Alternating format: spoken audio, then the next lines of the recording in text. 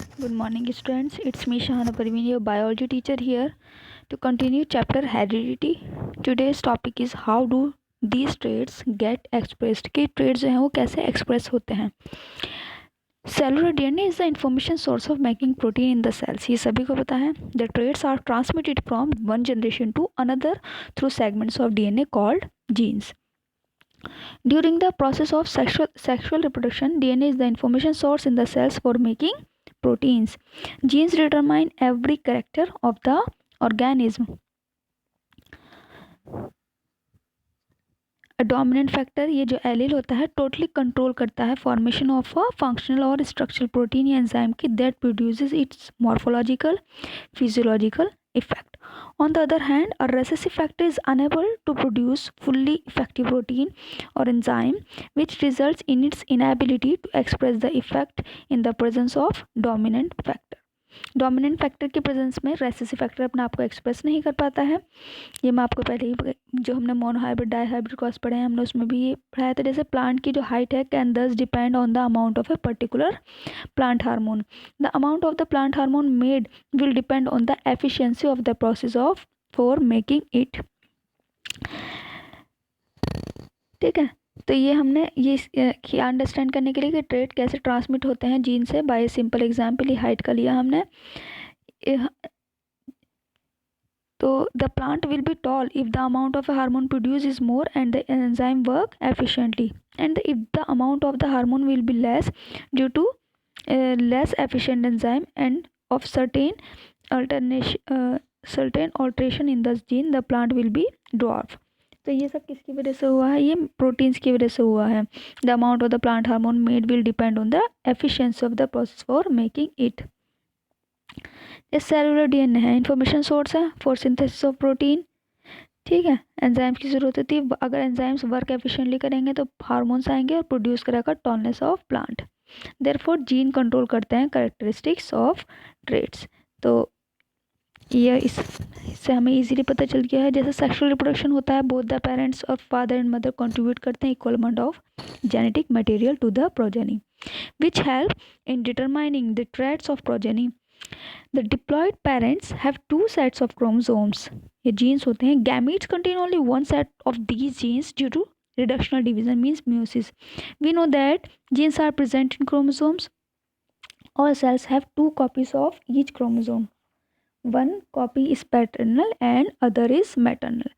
And every gamete or every germ cell contains either maternal copy or of chromosome or a paternal copy. When the male and female germ cells combine during fertilization means जब इनका fusion होता है, fertilisation में fusion ही तो होता है mail और female gamete का, there occurs restoration of normal number of chromosomes. जितने क्रोमोसोम पेरेंट में थे सेम उतने ही नंबर प्रोजेनी में भी दिखाई देते हैं. Such inheritance mechanism is followed by all sexually reproducing organism.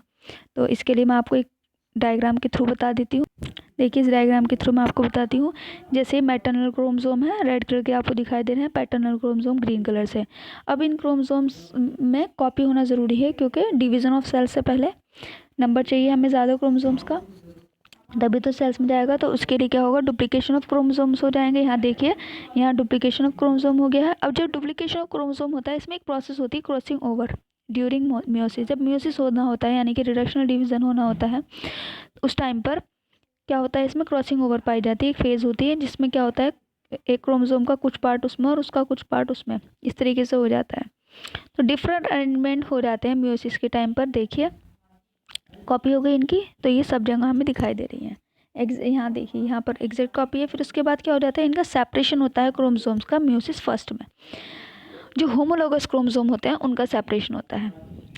यहाँ देखिए होमोलोगस क्रोमोसोम थे, रेड वाला इसमें आ गया है पूरा, ग्रीन पूरा इसमें चला गया. सेम इसमें भी ग्रीन पूरा इसमें आ गया, रेड इसमें आ गया. तो ये सेपरेशन हो गया है.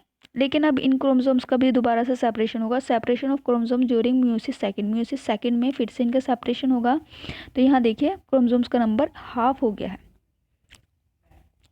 तो देखिए ये जो है पैटर्नल क्रोमोसोम के जैसा आ चुका है, फिर वेरिएंट्स हैं, फिर मैटरनल क्रोमोसोम के जैसा है, फिर वेरिएंट्स हैं.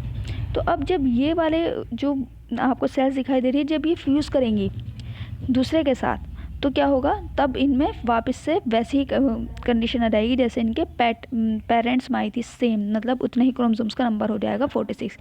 क्योंकि हम ह्यूमन बीइंग में क्या करते हैं, सपोज कीजिए यहाँ फर्स्ट नंबर पर क्रोमोसोम्स का नंबर क्या है, 46 है। 46 के बाद क्या हुआ, इसमें मैटरनल भी है पैटर्नल भी है, दोनों के हैं, मतलब 23 पैटर्नल के, तो इसमें टोटल 46 क्रोमोसोम पाए जाते हैं किसी भी सेल में। जब इनमें डुप्लीकेशन होता है और डुप्लीकेशन के बाद जब इनमें मियोसिस होती है तो क्रोमोसोम्स का नंबर इक्वल हाफ हो जाता है, जो यहाँ पर हमें दिखाई दे रहा है। जब क्रोमोसोम का नंबर जब इक्वल हाफ हो गया, मियोसिस कंप्लीट होने पर हमें क्रोमोसोम्स का नंबर इक्वल हाफ मिला ये लास्ट में। दैट मीन्स जब ये कंबाइन करेंगे किसी दूसरी सेल के साथ, यानी कि जब इनका फ्यूज़न होगा फर्टिलाइजेशन के टाइम पर, तो ये क्या होगा, वैसे ही उतनी ही कंडीशन रिगेन कर लेंगे जितने इनके पेरेंट्स में थी, मतलब 46 क्रोमोसोम फिर से आ जाएंगे। जो लास्ट में आपको दिखा दे रहा है दैट मीन्स ये 23 क्रोमोसोम्स को प्रेजेंस कर रहा है, शो कर रहा है। तो वेरिएशन पाए जाते हैं due to separation and crossing over. जब सेपरेशन होता है और क्रॉसिंग ओवर होता है जिसकी वजह से हमें वेरिएशन मिलता है, जब तो आप देख सकते हैं हर क्रोमोसोम जो है हर उसमें सेल में हमें अलग तरह के क्रोमोसोम मिल रहे हैं। दैट मीन्स इन्हीं की वजह से वेराइटीज़ होती है, इसी की वजह से ह्यूमन बीइंग हमें अलग अलग दिखाई देते हैं। तो ये सब इसी के रीजंस हैं। तो मियोसिस की वजह से क्या पाए जाते हैं, वेरिएशन पाए जाते हैं, वैरायटीज़ मिलती हैं हमें। सभी ह्यूमन बीइंग एक दूसरे से रिजेंबल तो करते हैं बट फिर भी आइडेंटिकल सिमिलर नहीं होते हैं सब, चाहे वो ट्विंस ही क्यों ना हो, वो आइडेंटिकल सिमिलर नहीं होते हैं। बाकी अगर आपकी कोई क्वेरी है रिगार्डिंग दिस तो आप पूछ सकते हैं कॉल करके।